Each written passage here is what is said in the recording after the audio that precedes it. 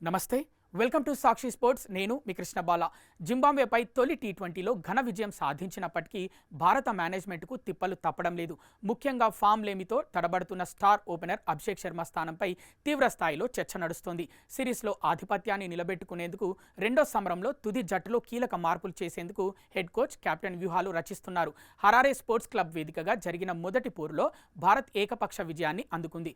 బౌలర్ల సమిష్టి ప్రదర్శన, వైభవ్ సూర్యవంశీ విధ్వంసకర బ్యాటింగ్తో సునాయాసంగా లక్ష్యాన్ని ఛేదించింది.